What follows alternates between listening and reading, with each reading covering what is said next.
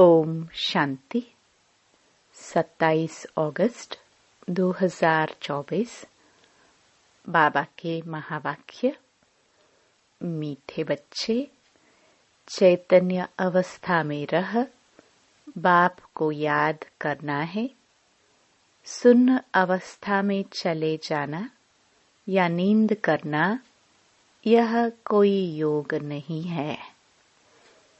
प्रश्न: तुम्हें आंखें बंद करके बैठने की मना क्यों की जाती है? उत्तर: अगर तुम आंख बंद करके बैठेंगे तो दुकान का सारा सामान ही चोर चोरी करके ले जाएंगे। माया चोर बुद्धि में कुछ भी धारणा होने नहीं देगी। आंख बंद करके योग में बैठेंगे तो नींद आ जाएगी, पता ही नहीं चलेगा। इसलिए आंखें खोलकर बैठना है। कामकाज करते बुद्धि से बाप को याद करना है। इसमें हठ योग की बात नहीं है। ओम शांति। रूहानी बाप कहते हैं बच्चों को, यह भी बच्चा है ना, देहधारी सब बच्चे हैं। तो रूहानी बाप आत्माओं को कहते हैं आत्मा ही मुख्य है। यह तो अच्छी रीति समझो। यहाँ जब सामने बैठते हो तो ऐसे नहीं शरीर से न्यारा हो गुम हो जाना है। शरीर से न्यारा हो गुम हो जाना यह कोई याद के यात्रा की अवस्था नहीं है। यहाँ तो सुजाग हो बैठना है।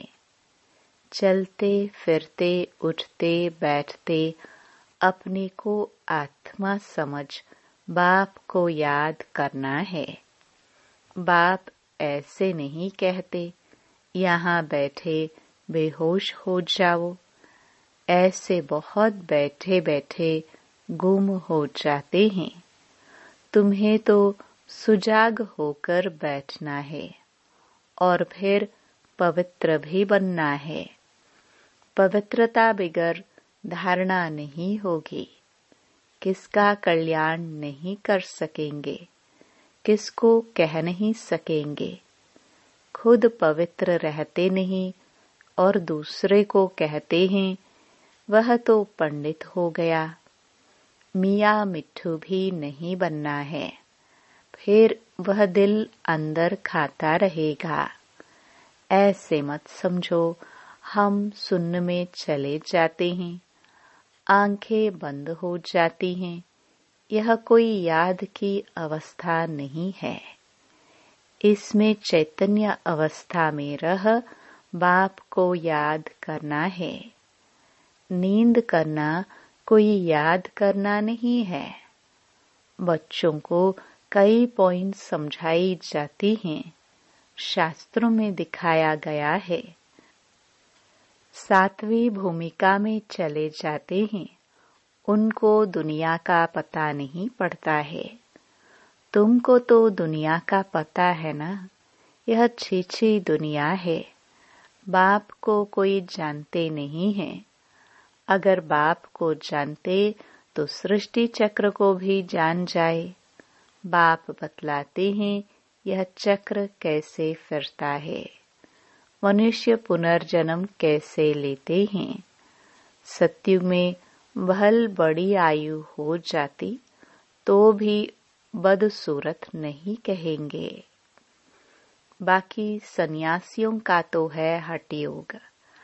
आंखें बंद करना, गुफाओं में बैठे बैठे बदसूरत बन जाना।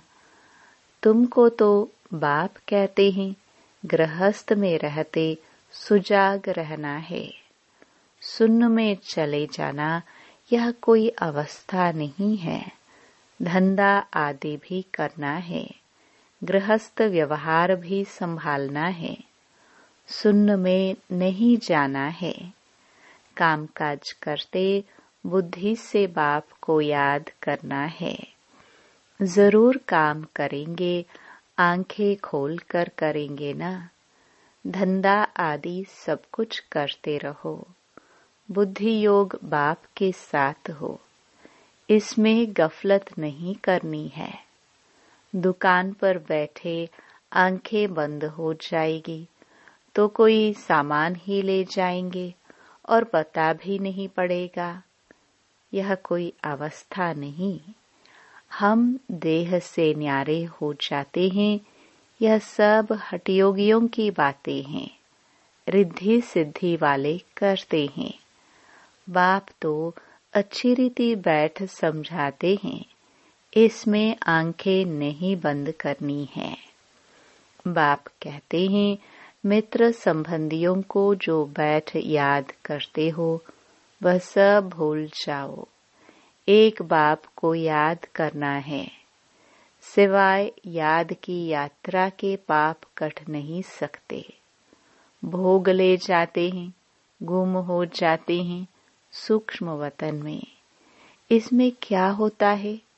जितना समय वहां है विक्रम विनाश हो न सके, शिव बाबा को याद कर न सके, न बाबा की वाणी सुन सकेंगे तो घाटा पड़ जाता है। परंतु यह ड्रामा में नोंद है, इसलिए जाते हैं। फिर आकर मुरली सुनते हैं, इसलिए बाबा कहते हैं जाओ फौरन आओ, बैठो नहीं। खेल पाल करना बाबा ने बंद कर दिया है। यह भी घूमना फिरना रुलना हुआ ना। भक्ति मार्ग में रुलना पीटना बहुत होता है, क्योंकि अंधियारा मार्ग है ना। मेरा ध्यान में वैकुंठ में चली जाती थी। वह योग व पढ़ाई थोड़ी थी। क्या उसने सदगति को पाया? स्वर्ग जाने लायक बनी? जन्म जन्मांतर के पाप कटे? बिल्कुल नहीं। जन्म जन्मांतर के पाप तो बाप की याद में ही कटते हैं। बाकी साक्षात्कार आदि से कोई फायदा नहीं होता। यह तो सिर्फ भक्ति है, न याद है न ज्ञान है। भक्ति मार्ग में यह सिखलाने वाला कोई होता ही नहीं, तो सद्गति को भी पाते नहीं। भल कितना भी साक्षात्कार हो, शुरू में तो बच्चियां आपे ही चली जाती थी। मम्मा बाबा थोड़ी जाते थे। यह तो शुरू में बाबा को सिर्फ स्थापना और विनाश का साक्षात्कार हुआ, पीछे तो कुछ नहीं हुआ। हम किसको भी भेजते नहीं हैं। हाँ, बिठा कर कह देते बाबा इनकी रस्सी खींचो। वह भी ड्रामा में होगा तो रस्सी खींचेंगे, नहीं तो नहीं। साक्षात्कार तो ढेर होते हैं। जैसे शुरू में बहुत साक्षात्कार करते थे, पिछाड़ी में भी बहुत साक्षात्कार करेंगे। मिरुआ मौत, मलुका शिकार। इतने ढेर मनुष्य हैं, वह सब शरीर छोड़ देंगे। शरीर सहित कोई सतयुग में व शांति धाम में नहीं जाएंगे। कितने ढेर मनुष्य हैं, सब विनाश को प्राप्त करेंगे। बाकी एक आदि सनातन देवी देवता धर्म की स्थापना हो रही है ब्रह्मा द्वारा। तुम बच्चियां गांव-गांव में जाकर कितनी सर्विस करती हो। यही कहती हो कि अपने को आत्मा समझ, बाप को याद करो। सन्यासी तो राजयोग सिखलाना जानते नहीं। बाप बिगर राजयोग सिखलावे कौन? तुम बच्चों को बाप अभी राजयोग सिखला रहे हैं, फिर राजाई मिल जाती है। तुम अपार सुखों में रहते हो, वहां तो फिर याद करने की दरकार ही नहीं। रिंचक भी दुख नहीं होता है। आयु भी बड़ी, काया भी निरोगी होती है। यहाँ कितने दुख हैं। ऐसे तो नहीं बाप ने दुख के लिए खेल रचा है। यह तो खेल सुख दुख हार जीत का आदि अनादि है। इन सब बातों को सन्यासी जानते ही नहीं तो समझा कैसे सकते। वह तो भक्ति मार्ग के शास्त्र आदि पढ़ने वाले हैं। तुमको कहा जाता है अपने को आत्मा समझ, बाप को याद करो। वह सन्यासी फिर आत्मा समझ ब्रह्म को याद करते हैं, ब्रह्म को परमात्मा समझते हैं। ब्रह्म ज्ञानी है, वास्तव में ब्रह्म है रहने का स्थान।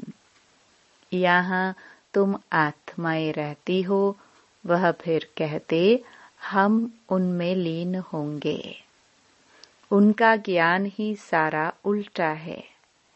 यहाँ तो बेहद का बाप तुम बच्चों को पढ़ाते हैं।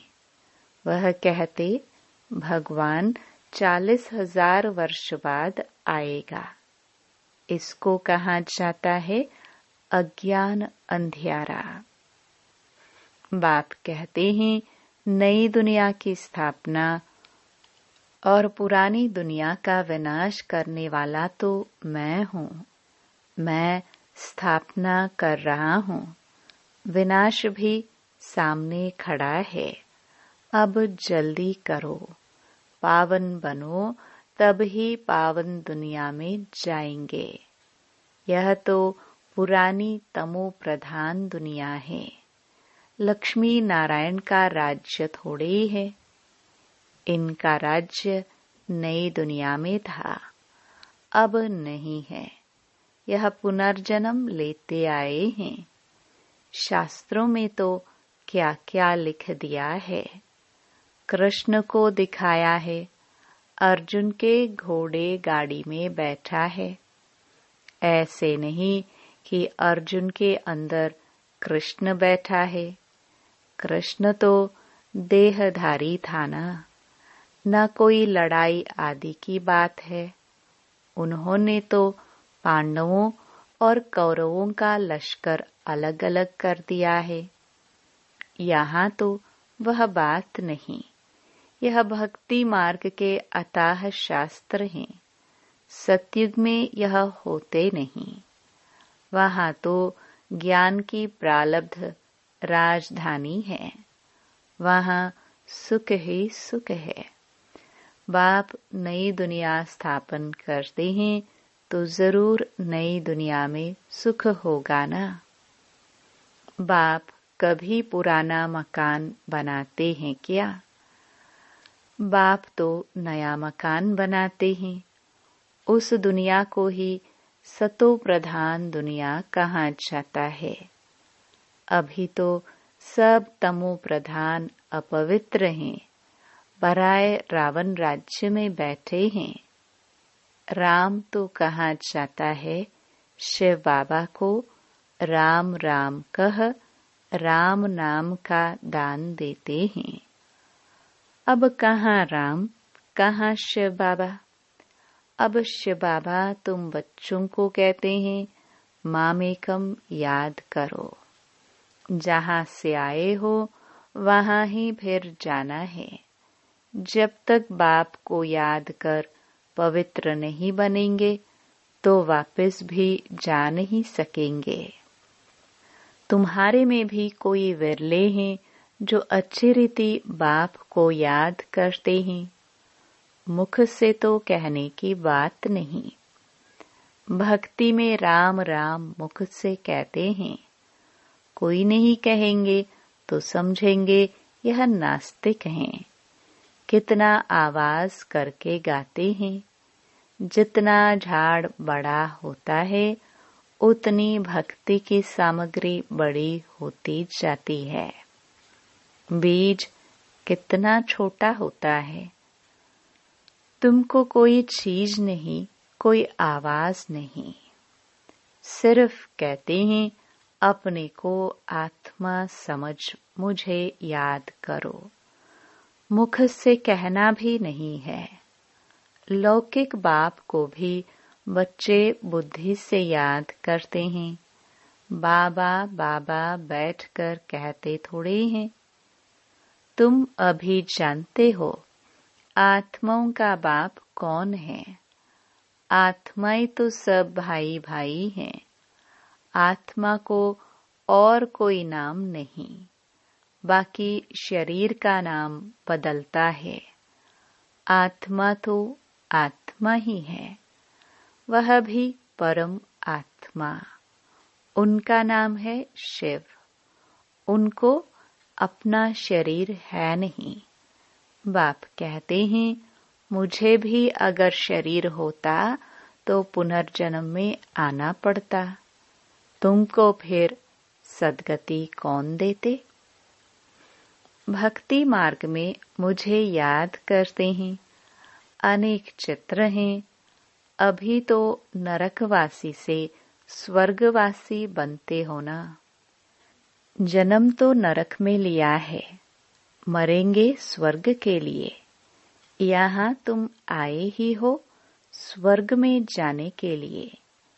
जैसे कोई ब्रिज आदि बनाते हैं तो पहले फाउंडेशन सेरेमनी कर लेते हैं, फिर ब्रिज बनती रहती है।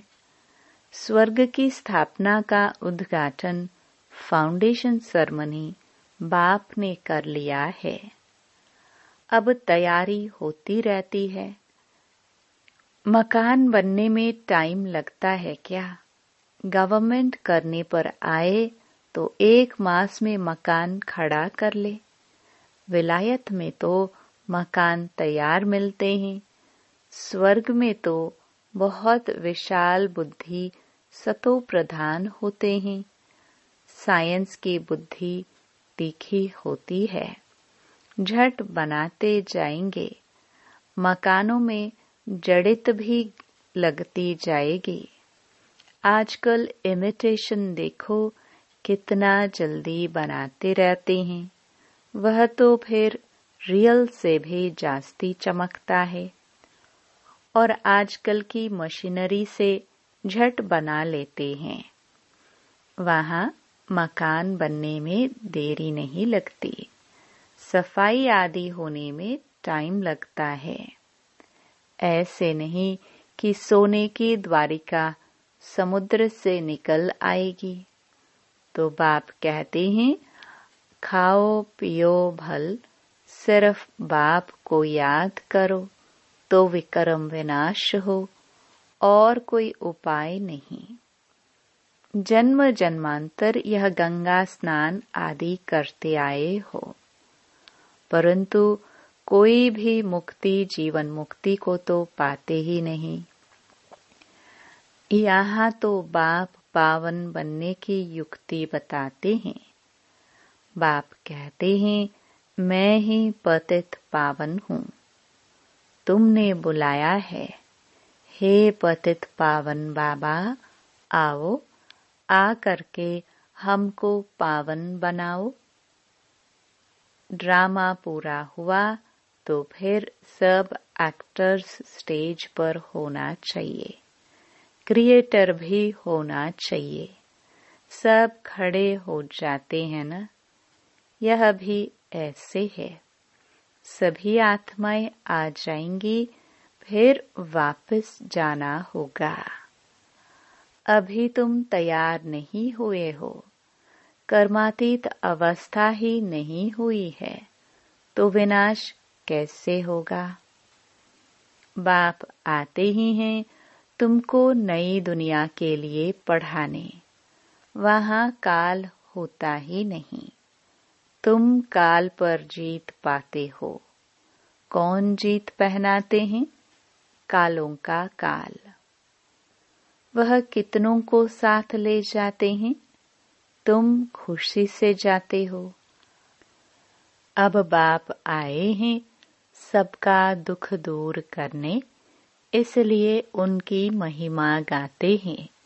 गॉड फादर, लिबरेट करो दुख से, शांति धाम सुख धाम में ले चलो। परंतु यह तो मनुष्यों को पता नहीं कि अभी बाप स्वर्ग की रचना रच रहे हैं।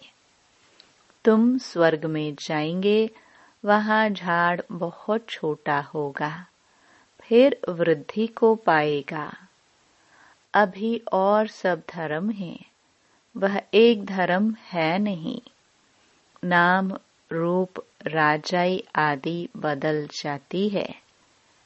पहले डबल ताज फिर सिंगल ताज वाले होते हैं। सोमनाथ का मंदिर बनाया है, कितना धन था। सबसे बड़ा मंदिर एक है जिसको लूट कर ले गए।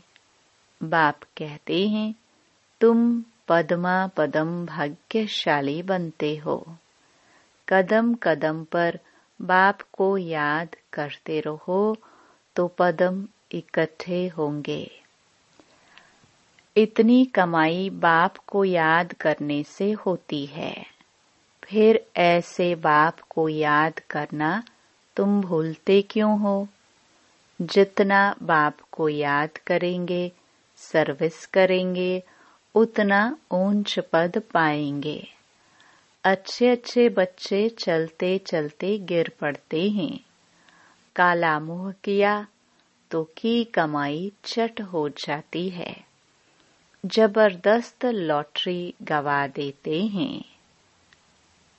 अच्छा, मीठे मीठे सिखिलदे बच्चों प्रति माता पिता बाप दादा का याद प्यार और गुड मॉर्निंग। रूहानी बाप की रूहानी बच्चों को नमस्ते। धारणा के लिए मुख्य सार। पहला, गृहस्थ व्यवहार संभालते हुए बुद्धि योग बाप के साथ रखना है। गफलत नहीं करनी है। पवित्रता की धारणा से अपना और सर्व का कल्याण करना है। दूसरा, याद की यात्रा और पढ़ाई में ही कमाई है। ध्यान दीदार तो घूमना है, इसलिए उससे कोई फायदा नहीं। जितना हो सके सुजाग हो, बाप को याद कर अपने विकर्म विनाश करने हैं। वरदान। श्रेष्ठ स्मृति द्वारा श्रेष्ठ स्थिति और श्रेष्ठ वायुमंडल बनाने वाले सर्व के सहयोगी भव। योग का अर्थ है श्रेष्ठ स्मृति में रहना। मैं श्रेष्ठ आत्मा श्रेष्ठ बाप की संतान हूँ। जब ऐसी स्मृति रहती है तो स्थिति श्रेष्ठ हो जाती है। श्रेष्ठ स्थिति से श्रेष्ठ वायुमंडल स्वतः बनता है, जो अनेक आत्माओं को अपनी ओर आकर्षित करता है। जहाँ भी आप आत्माएं योग में रहकर कर्म करती हो, वहाँ का वातावरण वायुमंडल औरों को भी सहयोग देता है। ऐसी सहयोगी आत्माएं बाप को और विश्व को प्रिय हो जाती है। स्लोगन। अचल स्थिति के आसन पर बैठने से ही राज्य का सिंहासन मिलेगा। ओम शांति।